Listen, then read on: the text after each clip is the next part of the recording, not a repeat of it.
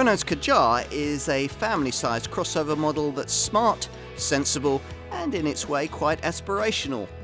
Developed from much the same technology that brought us the segment-leading Nissan Qashqai, it's certainly a more interesting family choice than that Focus Class hatch you might have been considering.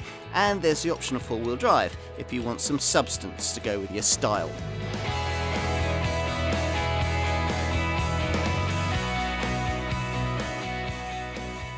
For a long time, Renault was never able to offer us a class-competitive, family-sized crossover model. Here's the car that puts that right, the Kadjar.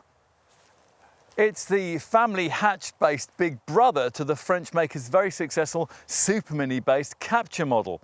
So just as Renault's alliance partner Nissan offers a small Duke and larger Qashqai crossovers to respectively suit the compact and family-sized segments of this important market, Renault can now be represented in the same way in this growing segment.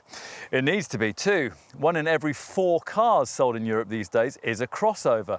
And with the French maker's massive investment in pure electric vehicles yet to pay off, the company requires all the sales it can get from conventional vehicles in its range. Given the Nissan partnership, you'd think that a shortcut towards achieving that goal would be for Renault to simply borrow technology from its Japanese stablemate. Indeed, that's exactly what the company tried to do back in 2008, the last time they entered the larger end of this segment with their Koleos model. It didn't work. The Koleos lacked any trace of the kind of desirability that a crossover class car simply has to have, and was withdrawn from the market after less than 2 years on sale. Since then, Renault has watched from the sidelines as Nissan's Qashqai model has dominated the sector, selling in its millions and showing them what the Koleos should have been. Well, at least the French brand seems to have learned from this experience, with proof of that delivered with the launch of this Kadjar model in the autumn of 2015. At first glance, many dismissed this car as merely a Qashqai with a Renault restyle, but there's much more to this crossover than that. Although the two vehicles do share 60% of their parts, Renault claims that 95% of what you see and feel in a Kadjar is completely new. It's certainly sharply styled and is able to offer a bigger boot than its Nissan counterpart. There's more affordable pricing too, especially when it comes to more powerful engines and the option of four-wheel drive. Sounds promising, doesn't it? Time to put this car to the test.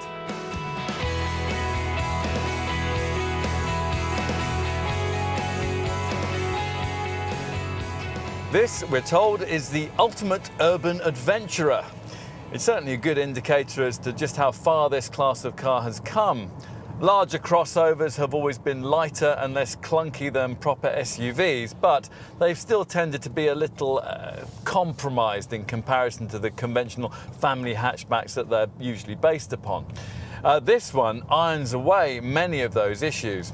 There's no real acclimatisation necessary in getting to grips with it.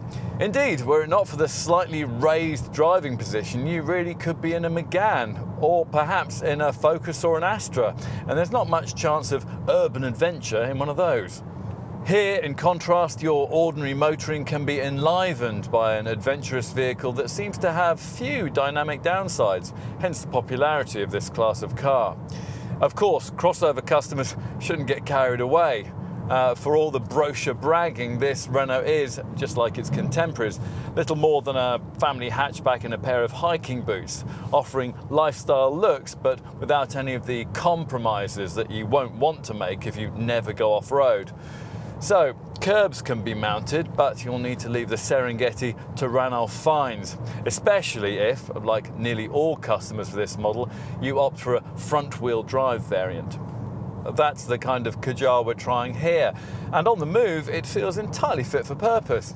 We approve of the fact that Renault hasn't felt the need to try and make it sporty. Instead, the suspension has been tuned towards the kind of ride comfort that will suit this car's urban remit, although harsher bumps can still be keenly felt. The flip side of this approach is that this Renault isn't quite as responsive as a Nissan Qashqai would be at speed through the turns, but it hangs on well and body roll is decently controlled. push really hard and you can unsettle it in a way that it would be harder to do in a conventional family hatch, but you'd have to be driving in a totally untypical way in order to do that. As for engines, well, it's tempting for low mileage users to take the price saving that comes with the entry-level petrol unit, a 1.2 litre TCE power plant that puts out 130 brake horsepower. Renault claims that 90% of this variant's 205 Nm of pulling power is available right low in the rev range. It doesn't really feel like that out on the road, especially when you're trying to overtake something. Better then to try and opt for the engine that most buyers will want, the 110 brake horsepower 1.5 litre DCI diesel. On paper, this rather noisy unit is slower than its petrol counterpart, taking 11.9 seconds rather than 10.1 seconds to get from rest to 62 miles an hour, and maxing out at 113 miles an hour rather than at 119. In practice, though, the base diesel unit is a much more flexible performer, offering nearly 30% more torque, although it takes a bit of a while for it to spool up and thrust you forward. If that's an issue, then you need to be considering the engine that we're trying here, the 1.6 litre DCI diesel, which fronts up with 130 brake horsepower and 320 Nm of torque. In other words, it'll be a much better bet for long distance and high speed driving, and is respectably rapid too, 62 miles an hour taking 9.9 seconds en route to 118 miles an hour. Buyers want you to take advantage of the Kadjar's 1800 kilogram brake towing capability will certainly prefer this unit, but surprisingly that pulling capability isn't enhanced if you take up the option of specifying the engine with four-wheel drive. Still, all-wheel traction is well worth considering with this car, not least because it's far more affordable on this Renault than it would be on a Qashqai. True, thanks to that system's extra weight, there's a slight efficiency downside, and the rest 62 miles per hour time takes about half a second longer. But you'll think these sacrifices well worth making when winter sets in and the roads get icy. The 4x4 setup in question is inevitably borrowed from Nissan, Renault having little experience in such technology, and is an option limited to this top diesel unit. As usual on such cars, it's a part-time system, the drive layout one of those that keeps you in front-wheel drive most of the time, but which can instantly react to a loss of traction and send up to 50% of drive to the rear wheels when it's needed. Leave the setup in its auto mode and it'll make all the decisions for you. But if you do want to intervene, you can set the car to run only in front wheel drive or put it in a lock mode with 50% of the power going to either end of the car, should you end up with your Kadjar somewhere you probably shouldn't have taken it in the first place. In that scenario, you'll have a better chance of extricating yourself than most crossovers will offer, thanks to this car's 190mm of ground clearance and reasonable approach and departure angles of 18 and 25 degrees respectively.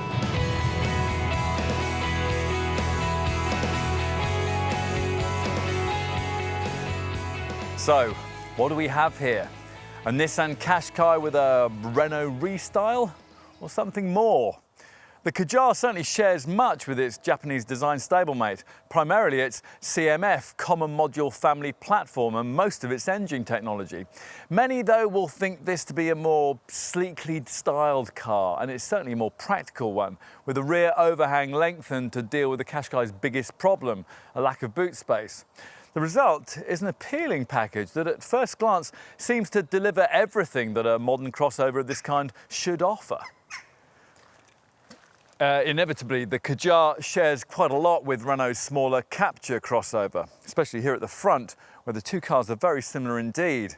Here there's the same bold black grille with a curved, chromed lower frame, its centrepiece being this large silver brand logo flanked by chrome strips that continue across into the slim headlamp units. These feature C-shaped LED daytime running lights, while top models like this one get further LED technology for the lamps themselves, along with the front and rear skid plates that are necessary to complete the adventurous look. In profile, this model's size is more obvious, the 4.45 metre length making it a full 327 millimetres longer than a Captur and 72 millimetres longer than a Qashqai. Despite that, the Kadjar still has a pretty compact roadway footprint that's shorter and thinner than rivals like Ford's Kuga and Mazda's CX-5. Certainly looks quite dynamic thanks to the low roofline and these strongly sculpted shoulder lines that flow back below the C-pillars. Other aesthetic keynotes include this curved lower protective moulding, these black wheel arch trims and the slightly concave shape of the doors with their chromed window surrounds. At the back, the tail lights aim to create a rippled effect, and the whole rear section looks more distinctive with the LED lighting, the privacy glass and the skid plate fitted to top models.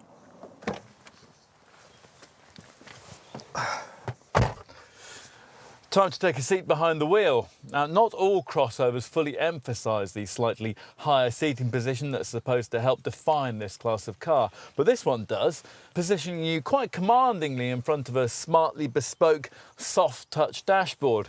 I use the word bespoke because given that Qashqai heritage that I've been talking about, it would have been easy for Renault to simply transplant that Nissan model's cabin into this car.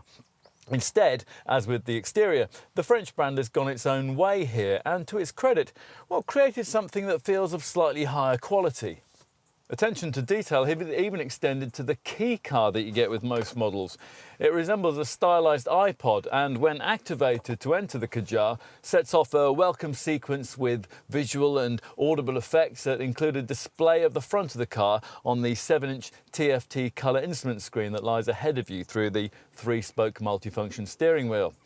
Ah yes, that screen. It's provided even on the cheapest variants to completely replace the usual conventional dials and can be configured in 4 different display modes. The classic layout gives you a needle rev counter and a digital speed readout. The Sport setup sees the speed displayed at the centre.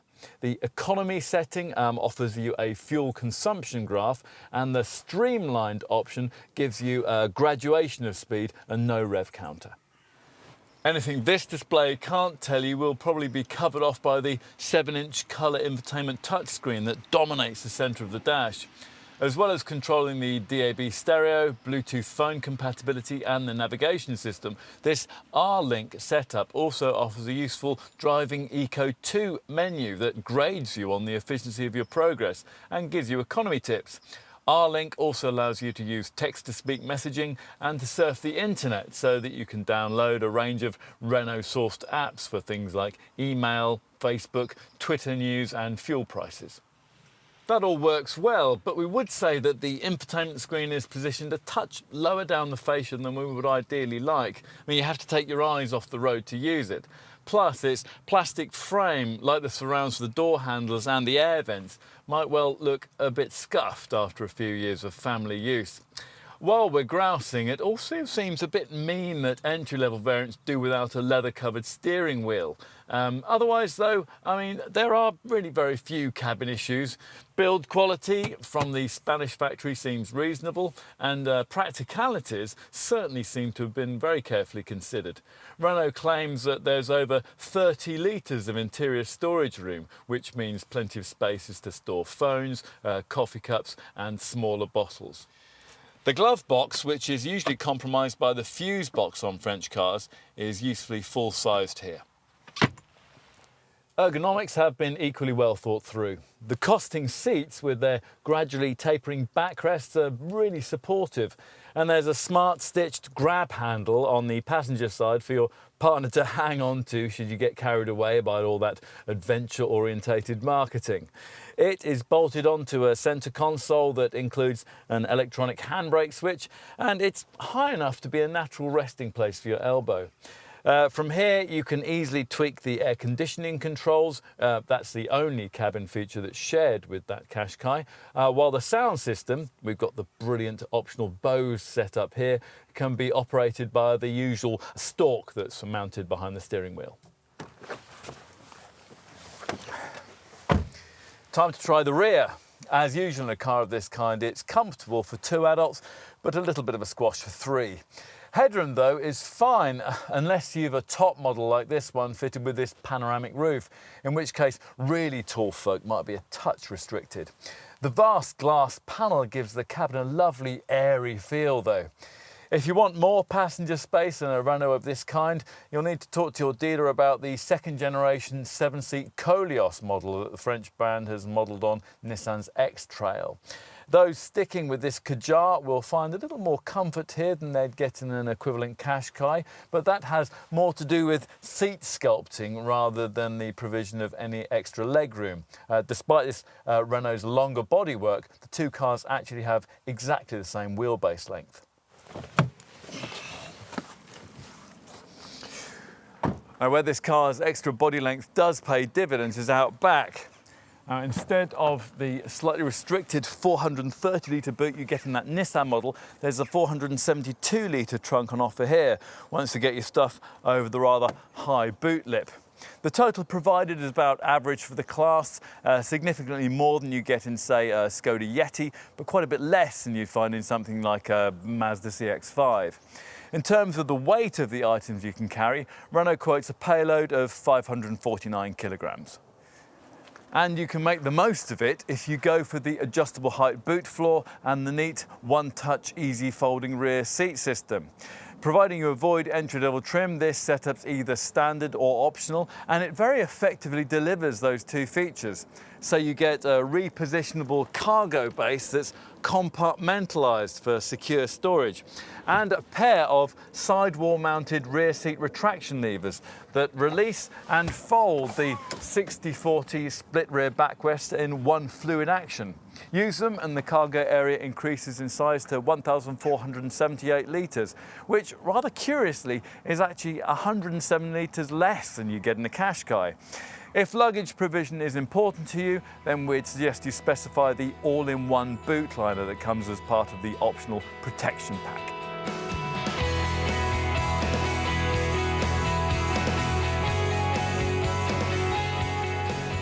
Kadjar pricing sits in the £18,000 to £27,000 bracket. In other words, exactly what you pay for most other family-sized crossover models of this kind. For many buyers, the real range starting point will be at around £20,000, given the premium of nearly £2,000 that's necessary to progress from the entry-level 1.2-litre TCE 130 petrol unit to the volume 1.5-litre DCI 110 diesel that most will want. Both power plants can be mated to Renault's smooth-shifting EDC automatic transmission if you're prepared to find an extra £1,200. And if it's a diesel you want and you're prepared to stretch to mid-range trim, then you have the option of finding a further £1,200 to upgrade yourself to the pokier 1.6-litre DCI 130 diesel. It's this 1.6-litre unit that you have to have if you want your Kadjar with four-wheel drive. All-wheel traction offered at a £1,500 premium. On to the value proposition that kind of pricing represents, and the inevitable question of how Renault has priced this car against its Nissan Qashqai design stablemate. Well, very competitively is the answer. The Kadjar offers a pokier petrol engine and a larger boot, but despite that, at the bottom end of the range, it'll save you around £500 in list price terms over the Nissan. If you were looking at a more expensive Qashqai with pokier 1.6-litre DCI diesel power and all four-wheel drive, then this Renault is a much better bet. In a Kadjar, all the same mechanicals are available for well over £2,000 less than you'd pay for them in an equivalent Qashqai, and that is a huge difference. With that comparison out of the way, we can start to look at how this vehicle stacks up in the wider family crossover sector. Some models in this segment aim to try and offer many of the virtues you get in an expensive, fully fledged compact SUV like Toyota's RAV4 or Honda CR-V. I'm thinking here of cars like Ford's Kuga, Mazda's CX-5 and Volkswagen's Tiguan, contenders that will typically cost around £2,500 or so more than equivalent Kadjar. Elsewhere in the class, though, the vehicles on offer set their sights a little lower. This Renault typifies an approach that merely sets out to offer buyers a little more attitude than they get from a conventional family hatch. and a little more space than they'd find in an equivalent compact crossover. In this case, that would be Renault's slightly smaller Clio-based Captur model, which retails at around £2,200 less than its Kadjar counterpart in most direct comparisons. So, apart from the Qashqai, what else does compete directly against this Kadjar? Well, we'd say Peugeot's similarly priced 3008 is the closest match, but it's quite an old design though, and not quite as frugal as this Renault in base diesel form. Newer and perhaps more tempting are two Korean contenders, Hyundai's Tucson and Kia's Sportage, but with these you get a little less performance and running cost efficiency. Otherwise, it's a case of looking at crossover models that try to straddle the compact and family sections of the segment. Or to put it another way, they try to be a Captur and a Kadjar all rolled up into one. These are usually based on supermini underpinnings, so will typically offer you slightly less boot space than you get in this Renault. Some of the models in question, Honda's HR-V and the comparable Cooper versions of Mini's Countryman, for example, cost around the same as an equivalent Kadjar. Others, Skoda's Yeti, Mitsubishi's ASX and Suzuki's SX4 S-Cross, for example, can save you anywhere between £1,000 and £3,000, depending on the variant you're looking at. If, having considered all of this, you conclude that the smart styling, low running costs and spacious cabin of this Kadjar gives it an edge on the opposition and justifies Renault's asking prices, then you're going to need to know just how generous the French brand has been when it comes to the specification. Well, let's see. Entry-level Expression Plus variants come with front fog lamps and daytime running lights, all-round electric windows, air conditioning, a trip computer and an alarm. Plus, there's the digital instrument display, a height-adjustable driver's seat, Bluetooth phone connectivity, cruise control with a speed limiter, and a decent quality DAB radio with steering wheel controls and an aux input. Most, though, will want to find the £1,700 premium necessary to graduate up to a mid-range dynamic nav trim level. That, as well as the two lower-order engines, also gives you the alternative of the Pokia 1.6-litre diesel and that unit's associated four-wheel drive option. Variants of this sort can be identified by their 17-inch alloy wheels, roof rails and the chromed inserts in their body-side mouldings. Plus, at this point in the lineup, buyers also get a hands-free keycard, dual-zone climate control, rear privacy glass, auto headlamps and wipers, a leather-covered steering wheel and the extra safety features that you get with the Visio package. I'll tell you about that in a minute. Most importantly, though, this spec includes a R-Link 2 infotainment system, complete with satellite navigation. The setup accessible via a 7-inch colour touchscreen that also works a higher quality Archimedes 3D sound system.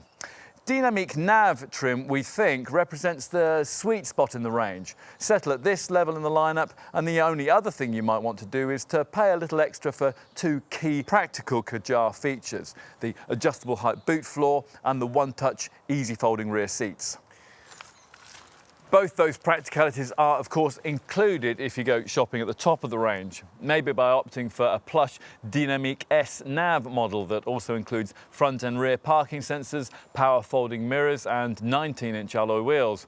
And of course, you get almost everything you could want if you're able to stretch to the flagship signature nav trim level that we're trying here, which gives you the real niceties. Things like full LED headlights, part leather upholstery, a panoramic glass roof, front and rear skid plates, an electrochrome rear view mirror and a thumping 7-speaker Bose sound system.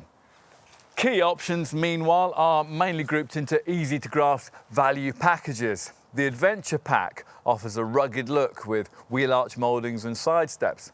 A lighting pack gives you illuminated door sills and side styling bars with an entry light. The Explore Pack gives you a retractable tow bar and a carrier for a couple of bikes. And the Protection Pack gives you an all-in-one boot liner and front and rear parking sensors. Go for this top signature nav version and you can also opt for a leather pack that gives you full leather trim with heating and electrical height adjustment for the front seats. On to safety features. Like other Renaults, this one achieved a full 5-star Euro NCAP safety rating, helped by a tough, rigid body shell construction and a pretty complete roster of safety provision. All models get twin front, side and curtain airbags, plus the usual electronic aids for braking, traction and stability control. Isofix child seat fastenings, tyre pressure monitoring and hill start assist to stop you from drifting backwards on uphill junctions are all additional features that make the team sheet. Avoid entry-level trim and you also get what Renault calls its Visio pack, which gives you three things. A traffic sign recognition system that pictures traffic signs as you pass them and displays them on the dash. A lane departure warning system that stops dozy drivers who might be veering out of their lanes on the highway. And an automatic high-low beam system that automatically dips your headlights for you at night in the face of oncoming traffic. If you want to go further, then a SafePack Premium option gives you two further electronic features. First is a blind spot warning system that at speed alerts you if you're dangerously pulling out to overtake. Secondly is an AEBS, Advanced Emergency Braking System, that works at low speeds to constantly scan the road ahead of you for accident hazards. If one's detected, then you'll be warned. If you don't respond, or you aren't able to, the brakes will be automatically applied to decrease the severity of any resulting accident. It's worth mentioning that you also get these two safety features as part of the TechnoPack Premium option that includes a rear view parking camera and a hands-free parking system for steering you into spaces.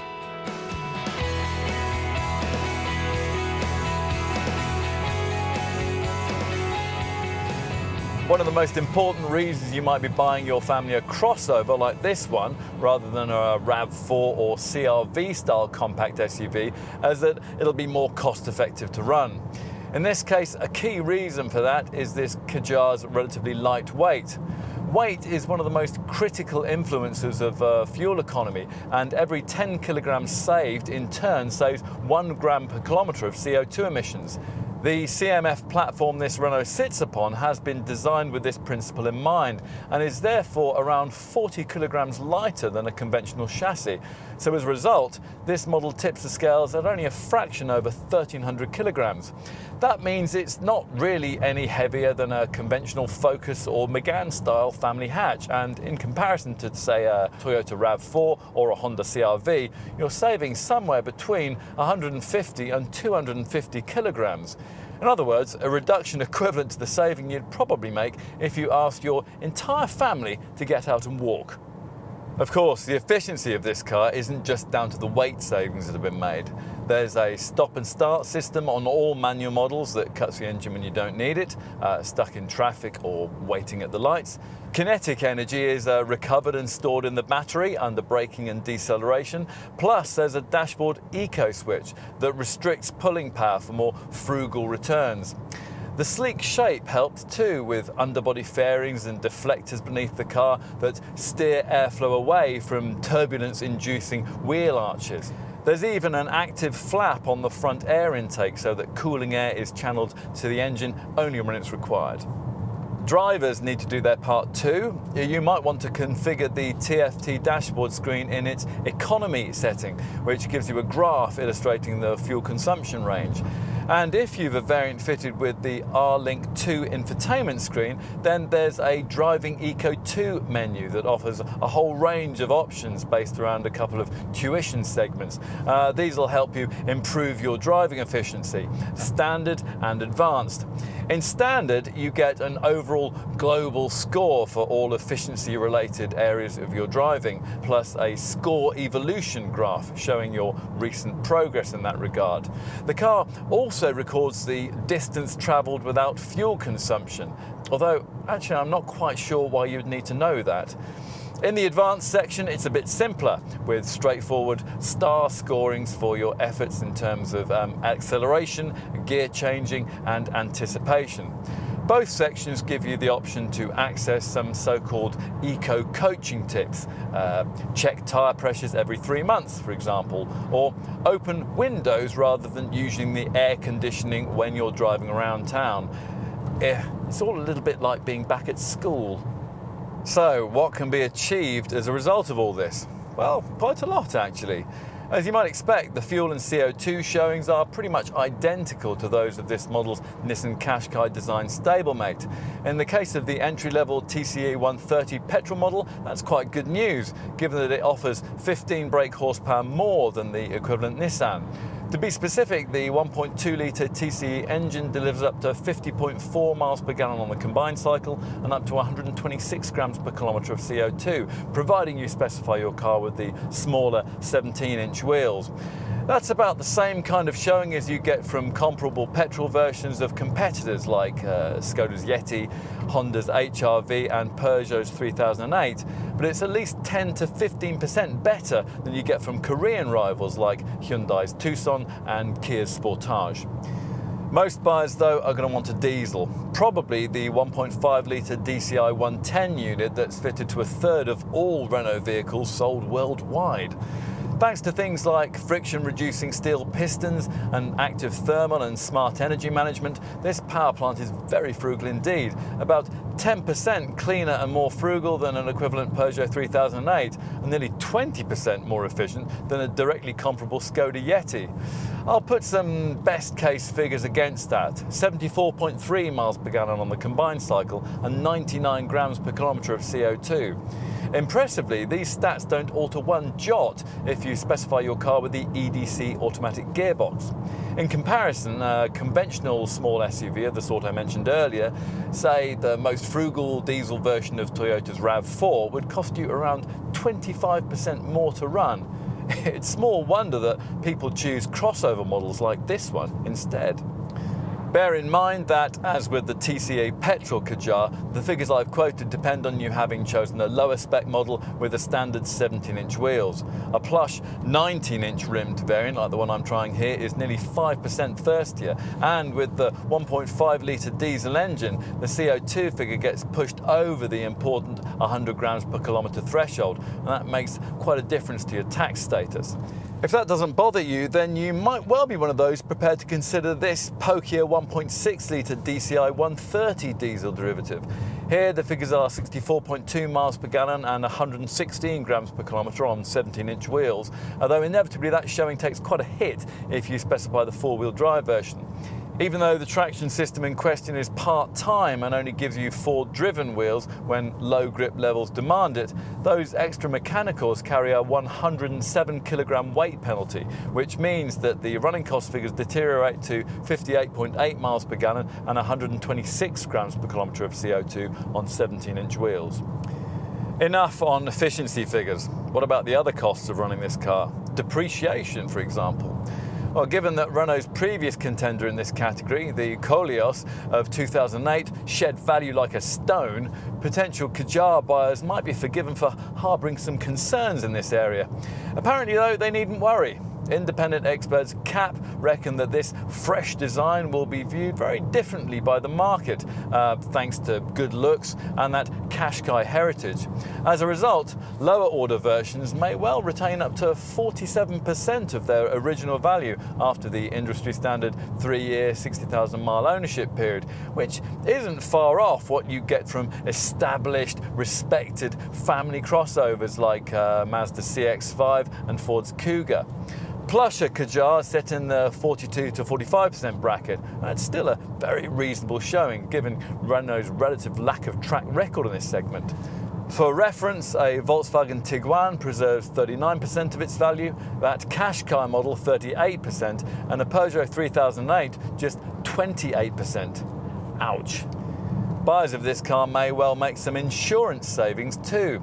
The worst you can do is get a 1.6-litre DCI four-wheel drive version of this model rated at Group 18, which is 3 groups lower than an equivalent Nissan Qashqai. Lower down the range, the 1.5-litre DCI 110 variant rates at either Group 14E or 15E, while the petrol TCE 130 version rates at Group 16E. The two-wheel drive 1.6-litre DCI 130 variant that I'm trying here rates from Group 17E. The 4-year warranty looks good too, given that most rivals restrict you to 3-year cover. Bear in mind though that the final 2 years of the policy restrict you to 100,000 miles.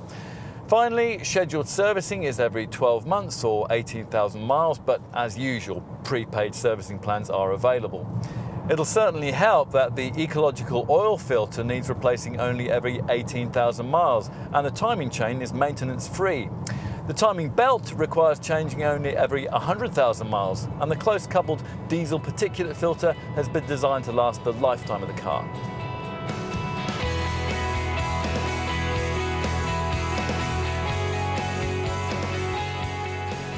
I suppose the one thing we haven't talked about is that name. North African tribe? Middle Eastern trade wind? Wrong and wrong.